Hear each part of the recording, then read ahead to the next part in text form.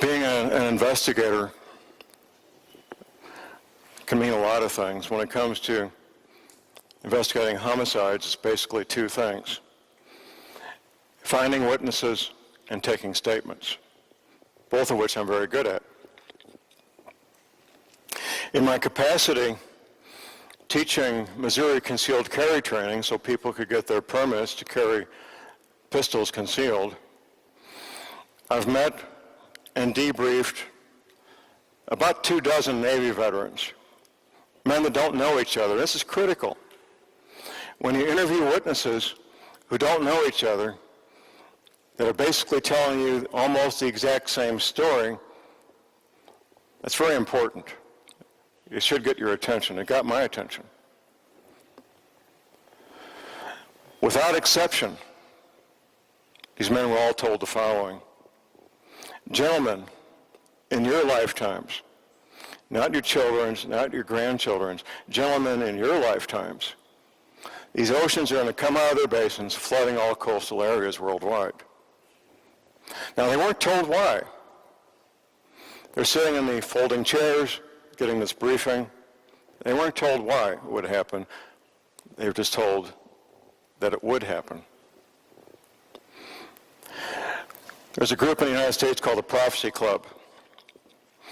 They did something with me they'd never done with any other speaker. They sent me on 2 speaking tours in less than a year. The first one had to do with terrorism. The second one had to do with NIBIRU, Wormwood, Planet X. So I'm in Detroit, and we got standing room only in this room. And I'm talking about NIBIRU, and I'm talking about the Navy veterans living in the Arkansas, Missouri Ozarks. 3-hour presentation, 2 10-minute breaks. At the end of the first break, a gentleman walks up and introduces himself. He says, "John, I'm in the insurance industry. Myself, my coworkers, we've wondered for years, why is there such a cluster of thousands of Navy veterans in the zip codes, the counties of the Arkansas, Missouri Ozarks?" He said, "Now we know. Now we know." That's why I've bumped into so many of these men in these pistol classes, because when they retired, they wanted their families to be safe and move to one of the known safe areas. We'll be talking more about that later this afternoon. What are safe areas? Why are they safe? And what you can do to be safe yourself. And it doesn't apply just to the United States, it applies worldwide.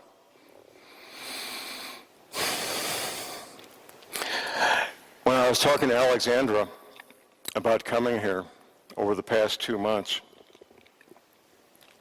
she initially asked me what my thoughts were when I first found out about this, and when I determined that, first of all, it was real, and second of all, that the United States government was not going to inform anybody.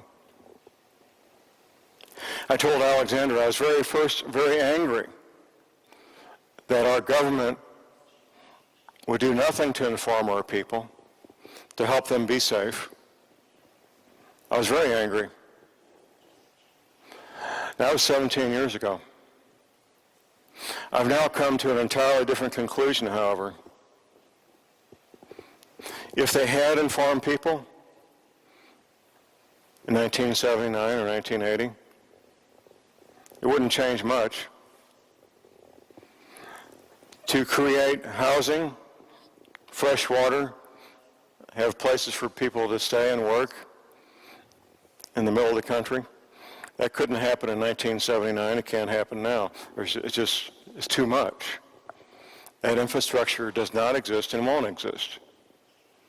Informing people what would happen would only lead to early death and early misery for people who are going to die anyway. That's the conclusion I've come to. It's my reality. In the meantime, I inform as many people as I can personally because it's the right thing to do, knowing full well that it's a small audience. Maybe 1 out of 100, maybe 1 out of 200 will understand this information, incorporate it into their being, and actually do something about it. A very tiny percentage. But I reach out to the ones I can, and they do what they're going to do. I take no responsibility for what they do. That's their choice. There's been lots of rabbit trails along the way this past 17 years, finding out about things I never really looked into before, about space, about planets, about the effects of these planets, ancient archaeology. This old planet that we live on has been through these cycles many times in the past. There's an area of archaeology that's kind of loosely called forbidden archaeology. I've got a nice stack of books about that particular area. And the evidence is not that difficult to find. We recently, I say we, Western civilization, the scientists, the archaeologists, only 6 or 7 years ago found the second tallest man-made building on the planet. It was, up until the hotel in Dubai was built, the tallest building on the planet. The pyramid in Bosnia, the Great Pyramid in Bosnia, I think they call it the Pyramid of the Sun, which as of July 2017 is the second tallest human-built building on the planet.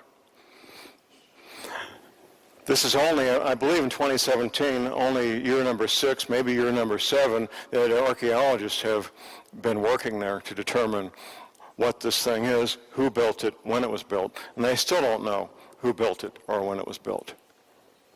The second tallest building on the planet. If you go to the Saudi Arabian Peninsula, to just the right spot, you'll find hundreds of acres covered with green glass. Well, before August of 1945, we didn't know how you get the heat of the sun at the surface of the planet. We didn't know that. We found out twice in August 1945 in Hiroshima and Nagasaki. That's how the sand in the Saudi Arabian Peninsula turned into glass. We now know that nuclear weapons were not only set off in ancient times in Saudi Arabia, but, for example, Kashmir, that disputed territory between India and Pakistan. I was talking to a friend of mine, a retired petroleum engineer. I know he'd been all over the planet. And I asked him, have you ever been to Kashmir? He says, yes, John. My wife and I went there on vacation. I said, are you aware nuclear devices were set off there 12,000 years ago? He says, oh yeah, John. They sell trinkets in the local souvenir shops commemorating nuclear devices being set off 12,000 years ago in Kashmir. It's common knowledge. And the scientists can go there right now in July of 2017 with the right detection equipment, and they can find the radioactive isotopes in Kashmir. There's other places. Europe has had nuclear devices set off here 12,000 years ago, and other places. Our ancestors, and this whole thing about aliens, I think, is partly a cover-up. Our ancestors had the ability to split the atom 12,000 years ago. That's my reality, and the evidence is right there. If you go through the history books, you'll find a cycle of about every 3,600 years. You go back 3,600 years ago, 7,200 years ago, and so forth.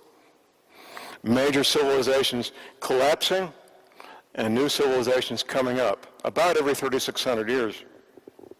That's what the evidence shows. Something cataclysmic happens to this planet about every 3,600 years. And we, all of you listening and watching, we're the generation that's going to experience the next one. I'm absolutely convinced of it. The United States government is convinced of it. The Russian government's convinced of it. The Chinese government. You think they built those beautiful new cities in China for work programs? I don't believe so, no. They built them because they need them. They built them because they have no choice.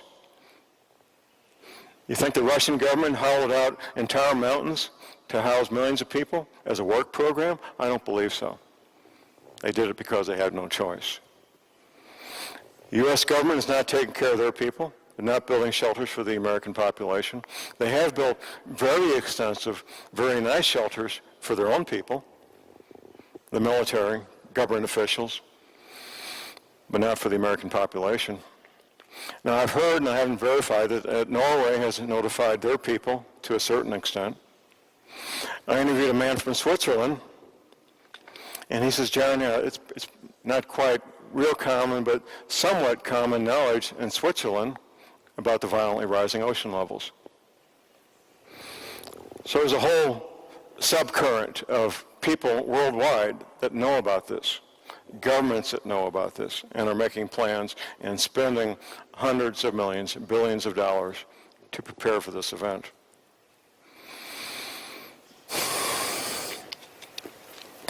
One of the things I came across in my research was a tribe in Africa called the Dagon people.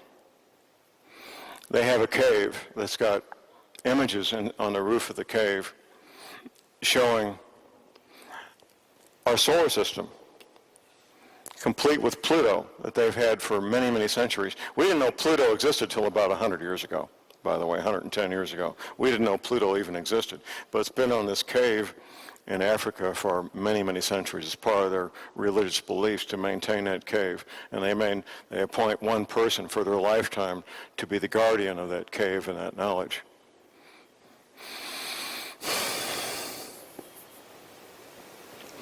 If there's anything I can get across to the people watching this DVD, this film, is that you need to pay heed. You need to do your own independent research. You need to come to your own conclusions. You can believe that China built massive, brand new, shiny cities for tens of millions of people as a work project, or you can believe they built them because they have no choice. I tend to believe the latter. You can believe that the CIA moved thousands of employees, their families, their furniture, their dogs, 1,700 miles for no good reason, or you can believe they did it because they had no choice.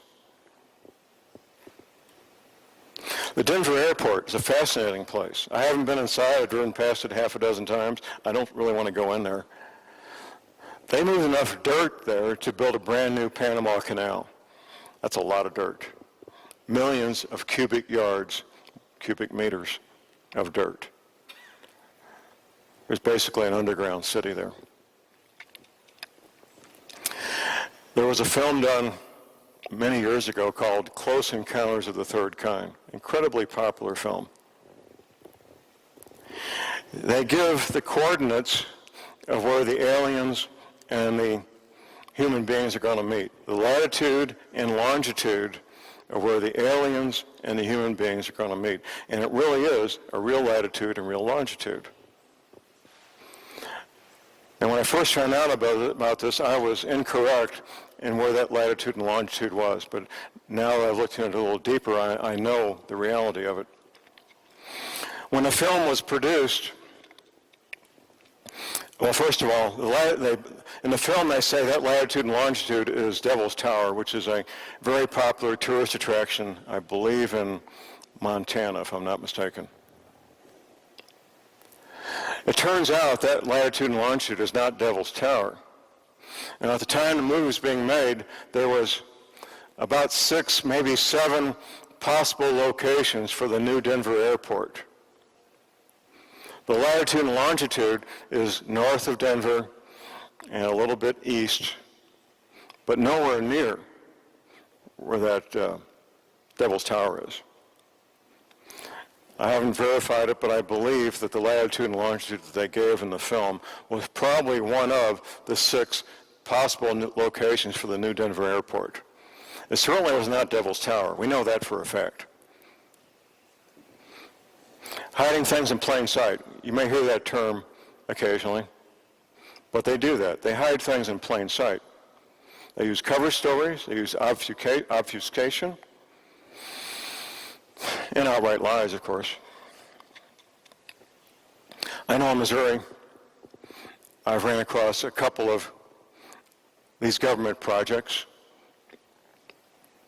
One was the Weldon Springs Remedial Action Project, very near St. Louis, the next county west. I was training out there. I was in the Army Reserves from 1979 till I think about 1983 or so. I was training out there with Special Forces in 1979 and 80 when the government announced a Superfund cleanup site to clean up nuclear waste. It was about a 2,000-acre area. And in the 1950s, they took about 40 acres, and they were manufacturing nuclear material for the Defense Department. So they announced that they were going to clean that up, and we all thought, that's fine, clean it up. That's a good idea. About a year later, they announced they were closing down the entire military training area for the same reason. Oh, there's my map. Okay. Well, we knew that was a fabrication for the following reason. The men I worked with, many of us were at an age where we would be having children, and we didn't want children with flippers, we wanted children with arms and legs. So we, without telling the Army, without the Army's knowledge or consent, we took our own radiation detection equipment into the training area, and we always did that. We never found anything above normal background radiation, ever. So we knew that when they announced they were shutting down that training area because of nuclear waste, we knew that was a cover story, we knew that was a fabrication. That's when I began my own investigation. Taking photographs on the ground, taking photographs from the air, doing Freedom of Information Act requests, which is a formal process to request documents from the government about government activities. And last but not least, debriefing men and women who actually work there, both as outside vendors and employees on the premises. That's where the real information came from. Here's how the government, or one of the ways, I should say, the government keeps secrets. It's by compartmentalization. Now, many of you have heard about the Manhattan Project. That was a project during World War II where the United States was building the first 2 atomic weapons. My father and my grandfather both worked on the Manhattan Project. They were plumbers. There was about 250,000 American men and women who worked on the Manhattan Project. There may have been 100, maybe 200 of those men and women who actually knew what they were doing. The rest of them, like my father, the plumber, my grandfather, the plumber, they didn't have a clue what they were doing because it was all compartmentalized. That's how they keep secrets. I became friends with a woman who was an employee. She was an environmental engineer at the Weldon Springs Remedial Action Project. And she wore a ID badge that had a certain color code on it, which allowed her to go in certain areas of the administration building and prohibited her from going to other areas of the administration building. Now, why would you prohibit your own employees from going into certain areas of your own administration building? Why would you do that? Well, there's only one reason: you're trying to keep a secret. There is no other reason. What they did at Weldon Springs was build an underground command and control center. There was a water tank that could take care of a city of 2,000 people probably. Massive electric power coming into it. And once again, they moved a lot of dirt and rock. Another friend of mine, in fact, I served with him in Special Forces. He was a surveyor. That was his day job. Green Beret on weekends, surveyor during the week. He said, John, they've had every survey company in Metro St. Louis out here incrementally doing a bit here and a bit there. No survey company knows the entire thing, only bits and pieces. Once again, compartmentalization. We debriefed a ready-mix, a concrete ready-mix driver. They deliver the big trucks with the concrete. He said, John, I've been doing this for 30 years. I've never had an order to place titanium flakes in the concrete before. Why would you do that? Well, to block radio frequency engineering. It wouldn't stop radiation, but it would block radio frequency engineering. Let's look at this map a little bit since it's here. It's pretty much as I describe. Now, my starting point when I did this, I had to have a beginning point. I used Gordon Michael Scallion's map, and he's a fairly well-known psychic. He did his map, probably in the early to mid-1980s. What we discovered with Scallion's map was from the Mississippi River east, it was fairly accurate except for Wisconsin. Without exception, every Navy veteran said Wisconsin's going to be completely underwater. From the Mississippi River west, Scallion's map's not even close.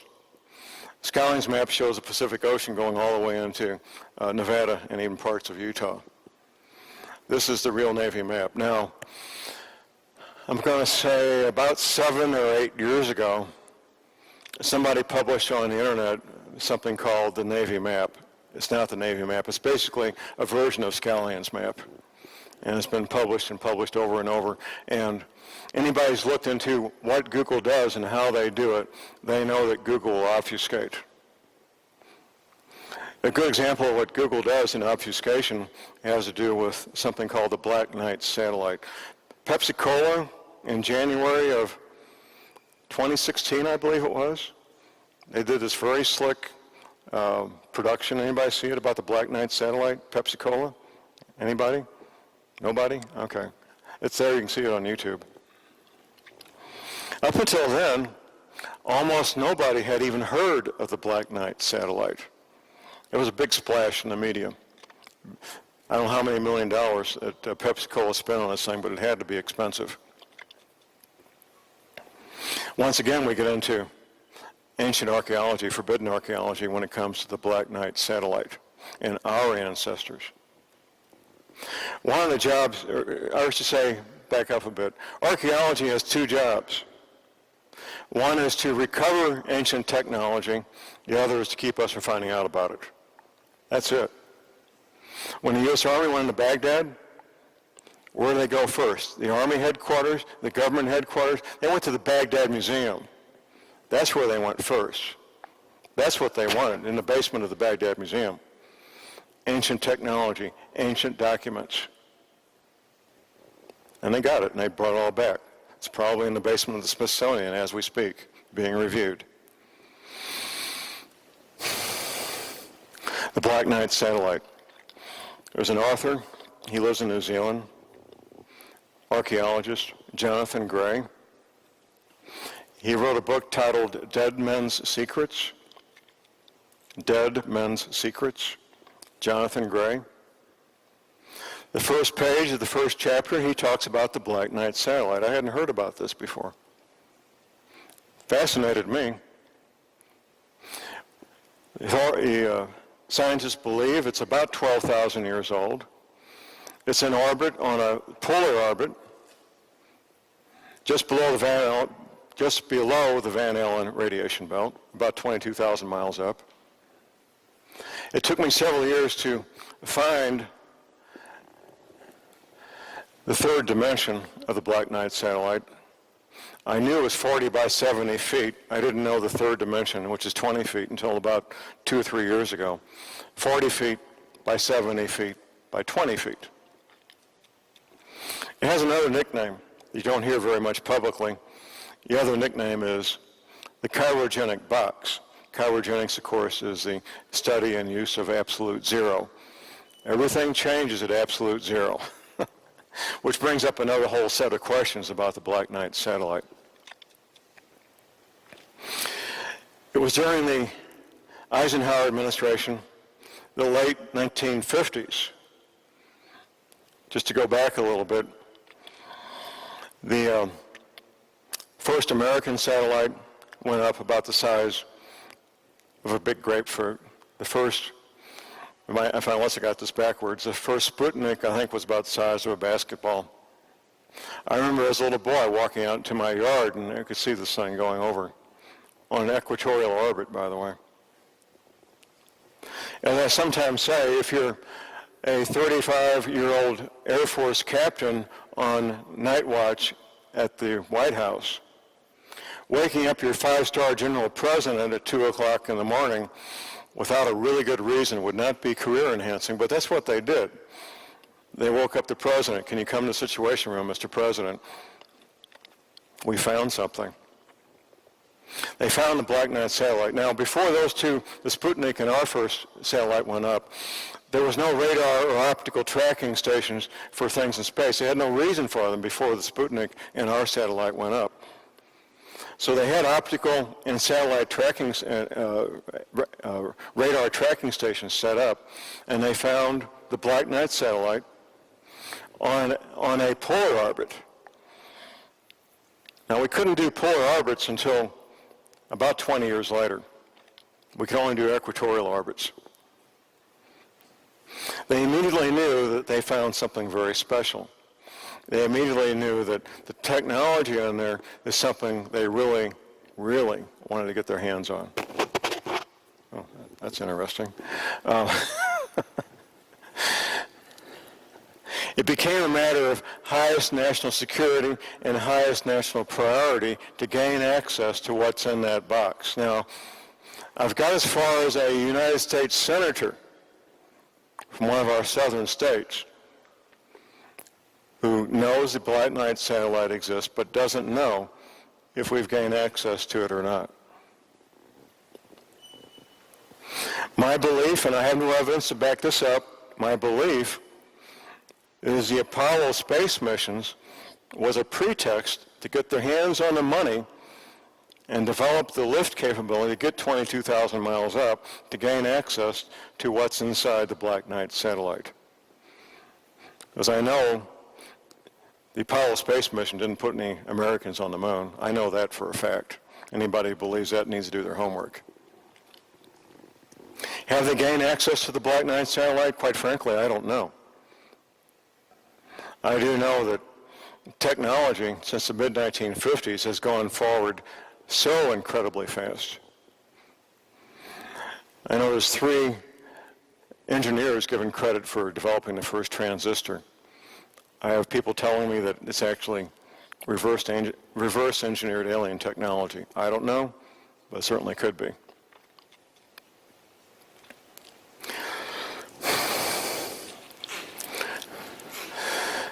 When you start looking at NIBIRU, one of the first things people want to find out if their aunt's home near the ocean is going to be underwater, if their home near the ocean is going to be underwater. That's an understandable thing. It's a very human thing. You want to know if people you care about are going to be safe. There's a lot more to it than that, however. A lot more.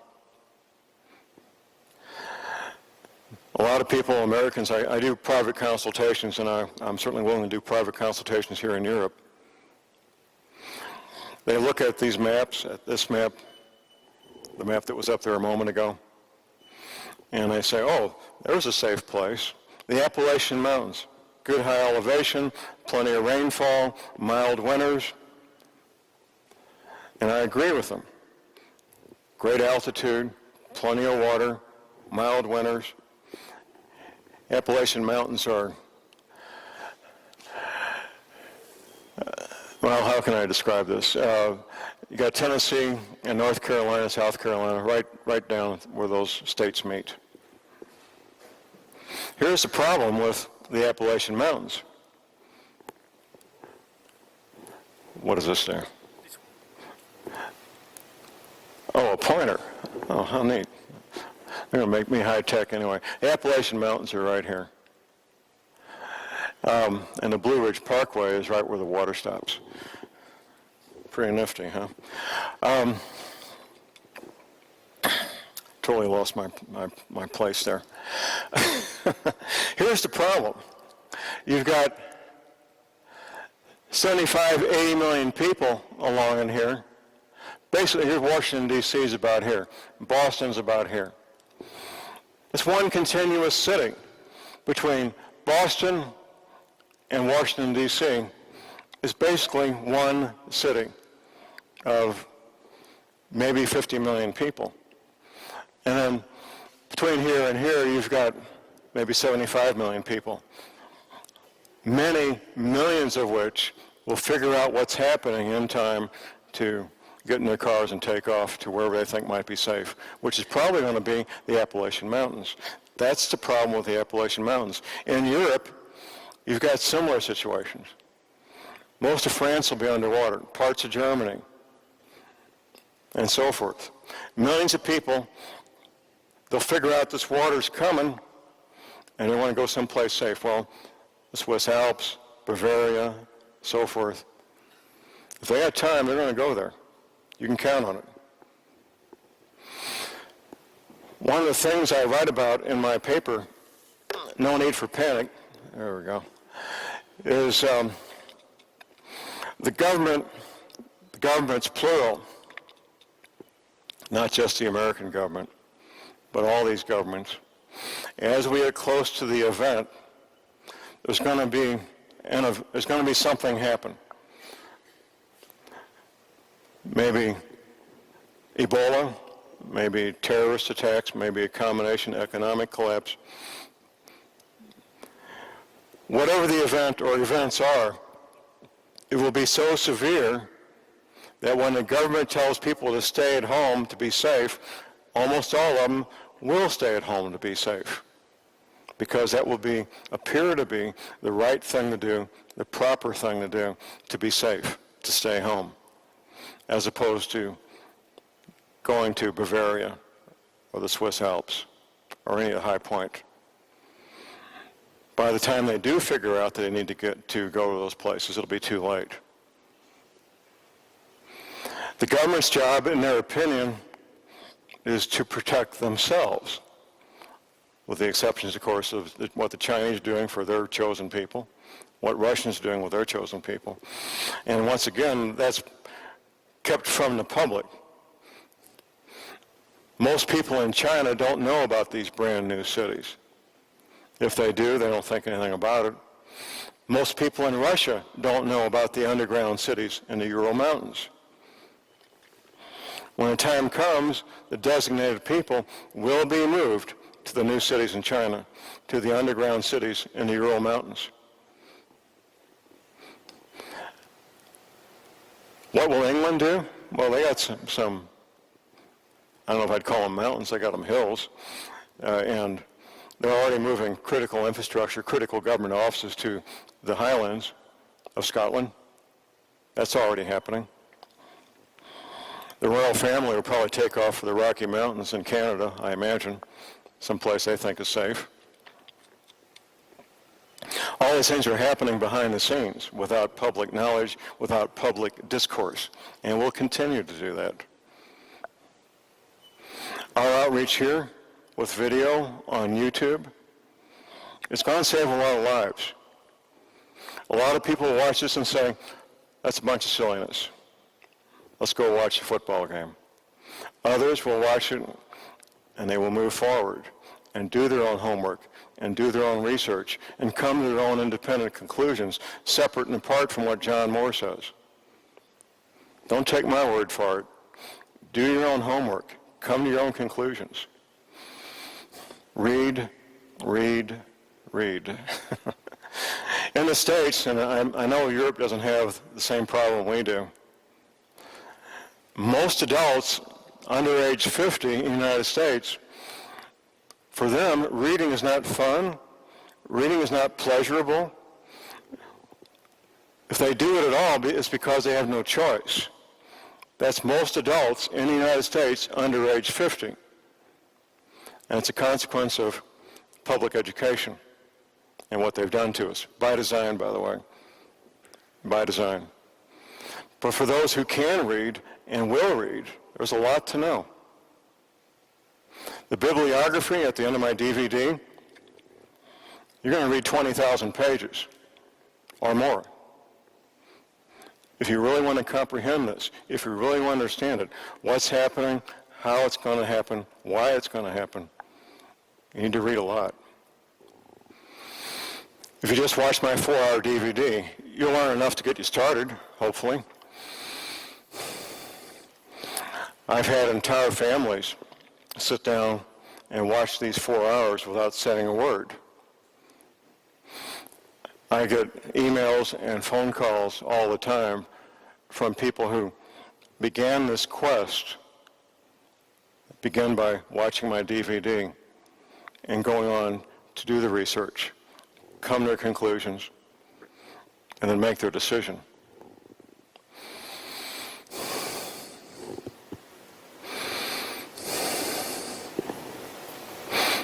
Don't get caught up in a timetable.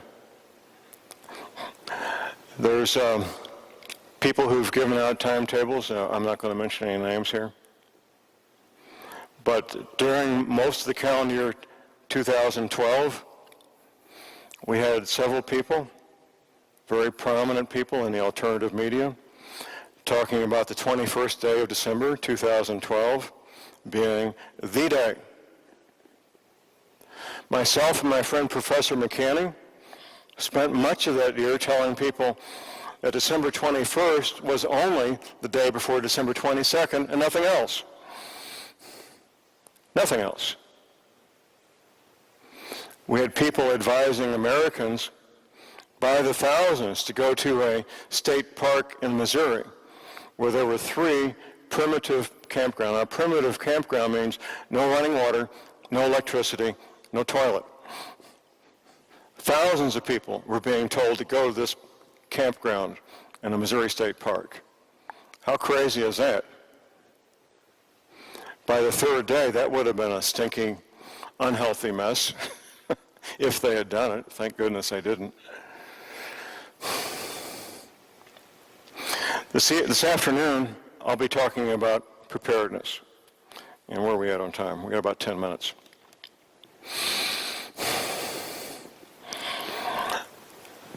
The breakdown of how people look at it between men and women is something I've been observing for a number of years. I did my first paid consultation in the summer of 1977, 40 years ago this month. And it's very predictable the way most women look at preparedness most of the time and the way most men look at preparedness most of the time. And the two really do complement each other. They really do. Frequently, I'll have a married couple where either the man or the woman believe that getting ready for NIBIRU is real and needs to happen, and the spouse thinks it's a waste of time and money. That happens a lot, and it's difficult to work with. I found out many years ago that the spouse who doesn't want to hear about it may become more agreeable if it's put into the terms of insurance. Now, in Western society, we have health insurance, automobile insurance, home insurance, life insurance, and others, all of which you may write a check every month, and at the end of the year, you got a stack of canceled checks to show for your efforts. When it comes to preparedness, you don't have a stack of canceled checks. You got 3-dimensional objects. You've got tools. You've got food. You've got training. They can't take your training away from you. All of which might be quite useful in the future. Food you can always eat. Training, you may need that. Tools, you could use the tools. If nothing else, you can always sell them in the future. Try selling your canceled checks from your car insurance. See how far that goes. So that helps with some of these couples that are having this discourse and this disagreement between the husband and wife. It sometimes helps, it doesn't always. When you've been doing this as long as I have, there's not much new that comes at me. Occasionally it does, but not frequently. I was working with a gentleman about a month ago. All this information he just found out about 5 or 6 months ago. And he just feels absolutely overwhelmed. He says, John, it's just too much. I don't have time. I can't do everything that can be done. I said, that's okay. You do what you can do. Don't worry about what you can't do. You take joy in what you can do. We all have limitations. A 20-year-old soldier has physical limitations. An 80-year-old grandmother has physical limitations. They're different. A 20-year-old soldier can carry a 100-pound backpack all day long. The 80-year-old grandmother may carry 2 liters of water all day long. They both got limitations.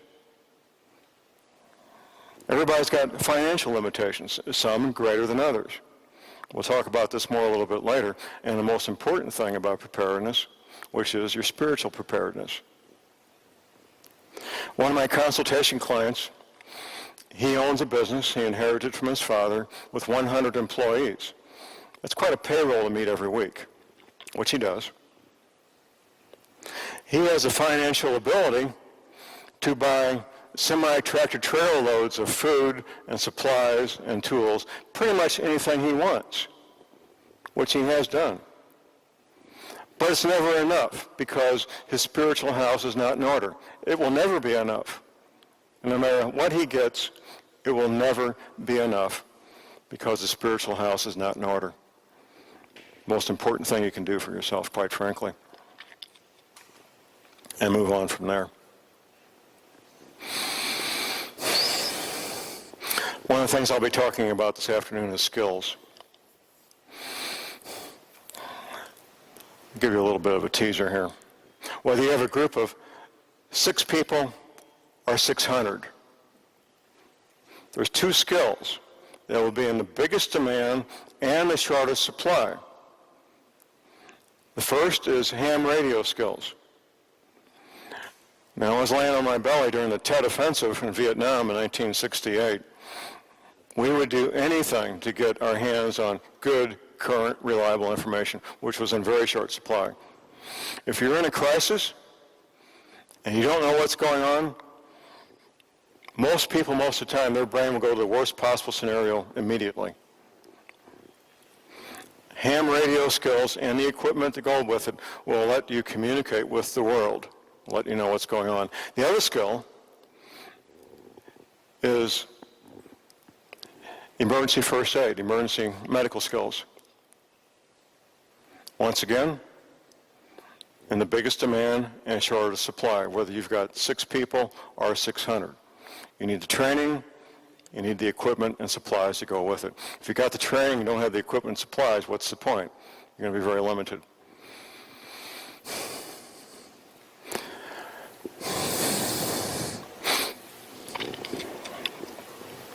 One of the things we'll be doing this afternoon is questions and answers. I'm a radio talk show host. I love when people call in because they'll bring up things that if they didn't, I wouldn't think about them. So when you come back this afternoon, I want you to bring your questions with you. And you doubting Thomases, I want to hear them. If you've ever been to political events where there's an elected official speaking and they're taking questions, these days, the questions have to be written and handed in. These politicians do not want spontaneous questions from the audience. They're scared to death of that. I'm not. Bring it on.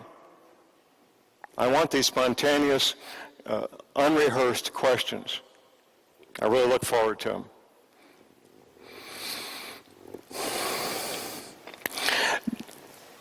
Once you've looked at NIBIRU, Planet X Wormwood, once you come and understand it, you can get carried away with the overwhelming knowledge that you've acquired, with the knowledge that the world that you know will cease to exist. As one man said, federal government employee, he says, "John, I'm too old to learn how to live all over again." But that's where we're going to be. We'll be living the lifestyle of our grandparents, our great-grandparents, an agrarian lifestyle, growing our own food, not going any farther than we can walk in half a day because you want to get back at the end of the day. I know in the States, when they were setting up our states and counties, they set up enough counties that the county seat would be half a day horse ride from the farthest location in the county. So a man could ride his horse to the county seat, conduct business, and get back before dark. Before the 1930s in the States, government was at the county level. Very little involvement with the state government, almost no involvement at all with the federal government. before the Great Depression in the 1930s. We're going to go back to that in the States, in Europe, in Asia. Government will be, if it exists at all, government will be at the local level. Now, there'll be a federal government that thinks they're in charge, but they won't be. They won't have the communications. They won't have the ability to go out and do much at all. There's other possibilities involving geopolitics, what the Russians may want to do, what the Chinese may want to do. That's another whole area that could be another whole lecture, which I'm qualified to talk about, but we're not here to talk about that. Now, your emphasis has to be on your family, on your community. One of the things I warn people about is what I call the island concept of preparedness. My family and I, we're going to get our 40 acres, 80 acres, put a fence around it, and it's us against the world. That's a disaster waiting to happen, is all that is. That's all that is. You need to be part of a community of like-minded people, as we say. And after the event, there's going to be a lot of like-minded people that will figure out real quick that they need to come together as a community. The community I live in, Crawford County, Missouri, we have a local preparedness group. We have monthly training, things like first aid, communications, map and compass reading, CPR. We have a movie every Friday night, which is a social event. Get together and get to know each other. Have fun. Have some hot popcorn. It's all part of building a community. Do not think that you and your family can hold off the world. That's a disaster waiting to happen. If you think you can do that, you're wrong. You're absolutely wrong. You need to be part of a community that will come together as a community to survive together.